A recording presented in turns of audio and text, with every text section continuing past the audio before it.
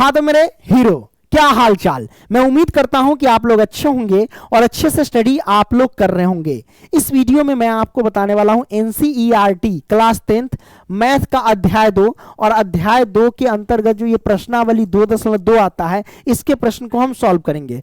तो प्रश्नावली 2.2 के पहला का हम क्या करने वाले, दूसरा सवाल हम सॉल्व करने वाले हैं। ठीक है, इससे पीछे जितने भी सारे प्रश्नावली है या चैप्टर है उन सभी को समाप्त कर चुके हैं। लिंक डिस्क्रिप्शन बॉक्स में मिलेगा, वहां से आप लोग जाकर के देख सकते हैं। तो क्वेश्चन क्या कहता है कि निम्न द्विघात बहुपदों के शून्य ज्ञात कीजिए और शून्यकों तथा गुणांकों के बीच के संबंध की सत्यता की जांच कीजिए। तो सबसे पहले इसका शून्य ज्ञात कर लो। तो आइए गुणनखंड विधि से हम इसका शून्य ज्ञात कर लेते हैं। तो शून्य ज्ञात करने वक्त आपको पता है कि हम क्या करते हैं, फर्स्ट इंटू लास्ट गुना करते हैं। तो आइए फर्स्ट इंटू लास्ट गुना करते हैं, यानी 1 से अगर गुना करेंगे 4s² में तो हमारे पास 4s² आएगा। तो 4 को इस तरह तोड़ो कि जोड़ने या घटाने पर माइनस के 4s पूरे और गुना करने पर 4s² पूरे। तो ये कैसे टूटेगा सर, ये आपको पता होना चाहिए, है ना। तो 2 से टूट जाएगा, 2 दूनी 4, है ना, और 2 2 4 हो जाता है, मतलब 2 और 2 में टूटेगा, है ना। तो इसको हम लिखेंगे क्या सर, ये लिखेंगे 4s², है ना, माइनस के 2s और माइनस के 2s, है ना।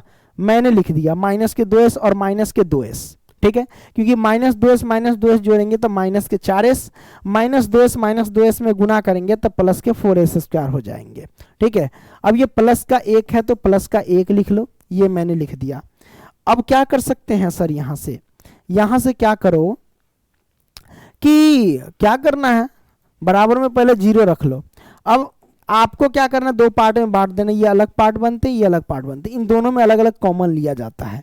तो कॉमन लेने का तरीका मैं आपको बता दूं, जिसको नहीं लेने आता है सबको, उससे पहले इसको तोड़ लेना। 4 को तोड़ोगे तो 2 गुने में 2 टूटेगा, s² को तोड़ोगे तो s गुने में s टूटेगा, ये 5 नहीं है, ठीक है, s है, ठीक है, ये टूटेगा। अब माइनस तो माइनस, 2s को तोड़ेंगे तो मतलब 2 गुने में हमारे पास s होगा, ठीक है। तो ये अलग पार्ट हुआ, इसका हमने यहां से यहां तक तोड़ा। अब क्या करेंगे सर, माइनस है तो माइनस, 2s को तोड़ो, 2 गुने में s हमने कर दिया, अब प्लस का 1 है तो 1 मैंने कर दिया। अब इसमें क्या करेंगे सर, इसमें कॉमन क्या लेंगे, जो हूबहू मिलता है वो कॉमन होता है। यहाँ पे s मिल रहा है और यहाँ पे s मिल रहा है, यहाँ पे 2 मिल रहा है और यहाँ पे 2 मिल रहा है, मतलब ये कॉमन हो जाएंगे क्या, 2 और s कॉमन हो जाएंगे। जो मिल गया उसको बाहर करो, जो नहीं मिला उसको अंदर करो। ये 2 नहीं मिला है तो ये 2 अंदर, माइनस के इसमें कुछ नहीं बचा, कुछ नहीं बचा मतलब 1 उसमें छिपा रहता है, 1 का गुणांक रहता है तो 1 हो जाएगा। लेकिन 2 के साथ साथ यहाँ s भी तो बचा है तो s लिख दो, हमने s लिख दिया, 25 मत समझना, 2s माइनस के 1 हो गया, ये आ गया हमारे पास। अब इसमें तो कुछ मिल ही नहीं रहा है, कुछ नहीं मिल रहा है तो माइनस के क्या, इसमें अगर कुछ नहीं मिल रहा है तो 1 तो कॉमन हो ही जाएगा ना, क्योंकि 2 गुने में s है। मान लो कि इसको मैं फिर से लिख करके बताता हूँ, इसी को न तोड़े थे, 2s है तो 2 और गुने में 1 लिख सकते हैं, क्योंकि 2 से 1 में गुना करेंगे तो 2 ही होगा। s है तो s भी लिख सकते हैं, आप प्लस का 1 है तो 1 लिख सकते हैं। अब देखो हूबहू क्या मिल रहा है, यहाँ पर भी 1 है और यहाँ पर भी 1 है तो 1 कॉमन हो जाएंगे, है ना। तो माइनस पहले तो माइनस के 1 कॉमन हो जाएंगे। अब 2 है तो 2, s है तो s लिखेंगे, मैंने लिख दिया। माइनस आप प्लस में गुना करेंगे तब माइनस का हो जाएगा, आई 1 तो निकल गया, फिर भी इसमें 1 छिपा रहेगा, वो 1 का गुणांक रहता है तो 1 हमारे पास आ जाएंगे। अब देखो ये दोनों सेम है, इन दोनों में से 1 बाहर आ जाएगा, यानी 2s माइनस के 1, और इधर भी क्या हो जाएगा 2s और माइनस के 1, ये बच जाएगा। बराबर में 0 लिखते चलो, मैंने लिख दिया। अब बराबर में 0 रखा, इसका मतलब क्या हुआ, इसके भी बराबर 0 और इसके भी बराबर 0, ठीक है। तो यहाँ पे लिखेंगे 2s माइनस के 1 बराबर में 0 और इधर 2s माइनस के 1 बराबर में 0, मैंने लिख दिया। अब s की वैल्यू क्या होगा, s की वैल्यू हो जाएगा माइनस के 1 है, बराबर से उधर जाएगा तो प्लस का 1, 2 गुना में तो ये हो जाएगा बट्टा में, तो s की वैल्यू 1/2 हो गया। इधर भी s की वैल्यू क्या हो जाएगी, माइनस के 1 इधर आ गया तो प्लस का 1, 2 गुना में तो बट्टा में, ये आ जाएगा। मतलब s की वैल्यू 1/2 और ये भी s की वैल्यू 1/2, तो ये हमारे पास शून्य का है। तो एक को अल्फा मान लेना, एक को बीटा मान लेना, उसके बाद हम यहाँ से क्या कर लेंगे, जांच कर लेंगे। तो आइए हम यहाँ पे लिखते हैं सर जांच पड़ताल करते हैं सर।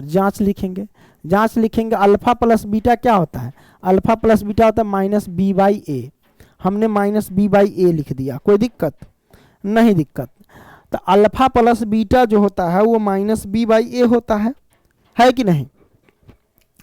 तो अब क्या कर सकते हैं सर, माइनस बी बाई ए होता है तो होने दो ना, क्या दिक्कत है। अल्फा प्लस बीटा है तो अल्फा, एक को अल्फा मान लो और एक को बीटा मान लो, है ना। तो अल्फा का मान क्या है, अल्फा का मान 1/2 है। अब प्लस में बीटा का मान क्या है, बीटा का मान 1/2 है। तो हम लिखेंगे 1/2, हमने लिख दिया बराबर में माइनस बी बाई ए। तब बी की वैल्यू क्या है सर, तो बी की वैल्यू यहाँ पे -4 है। ये कैसे हुआ -4, वो मैं आपको बताता हूँ। आपको द्विघात बहुपद का व्यापक रूप पता होना चाहिए। क्या होता है, ax² और प्लस में bx होता है और प्लस में c होता है। इससे पता चला c की वैल्यू 1 है, अब b की वैल्यू 4 है ना। क्योंकि x के जगह पे s है वो अलग बात है। इसे मॉडिफाइड करके हम इसे ऐसे लिख सकते हैं कि a(s²) द्विघात बहुपद का व्यापक रूप और प्लस के bs हो जाएगा और प्लस के c, ये आप लिख सकते हो। s के सामने तो s है ही है, b की वैल्यू हो जाएगी -4, c का मान हो जाएगा 1 और यहाँ पे a का मान हो जाएगा 4। ठीक है, इस बात को ध्यान रखना। तो आइए माइनस b, तो माइनस है तो माइनस लिखो, b का मान क्या -4 है तो लिखेंगे -4 और बट्टा में a का मान क्या है, वहां पे 4 है तो 4 लिखेंगे। इन दोनों का एलसीएम लेंगे तो क्या होगा 2 और इधर 1 प्लस में 1 हो जाएगा बराबर, यहाँ आ जाएगा प्लस के 4 बट्टा में 4, है ना। अब क्या कर सकते हैं, यहाँ से 1 1 2 बटा में 2 बराबर में 4 से 4 कैंसिल, 4 बटा में 4 हो जाएगा। काट दो ना इसको, क्या दिक्कत है। 2 एकम 2 कट गया, 4 एकम 4 कट गया, तो 1 बराबर 1, ये हमारे पास सही हुआ। तो अल्फा प्लस बीटा पे जांच कर लिए। अब आप चाहो तो अल्फा इंटू बीटा पर भी जांच कर सकते हो। तो अल्फा इंटू बीटा बराबर क्या होता है, c बाई ए। अल्फा का मान क्या है 1/2 है और गुने में बीटा का मान 1/2 है बराबर c बाई ए। c की वैल्यू हमारे पास क्या 1 है और a का मान क्या है 4 है तो 4 लिखेंगे। दोनों को गुना करेंगे तो 1/4 बराबर में 1/4 बराबर आ गया, मतलब सही है। ये जो आंसर हमने निकाला एकदम सही है। तो प्यारे बच्चों, आपने पहला का दूसरा प्रश्न भी सॉल्व कर लिया, है ना। अगर आपको ऑनलाइन टेस्ट देना है तो गूगल में सर्च कर लेना pankajstudycenter.com, वहां पे जाकर के ऑनलाइन टेस्ट दे सकते हो। ठीक है, तब क्या करें, मिलते हैं अगली वीडियो में, तब तक के लिए बाय दोस्तों। Okay, take care, love you. कि हट जा, थोड़ा सा हट जाते हैं आप लोग, शायद स्क्रीनशॉट मारते रहते हैं, लो मार लो। ठीक है, धन्यवाद।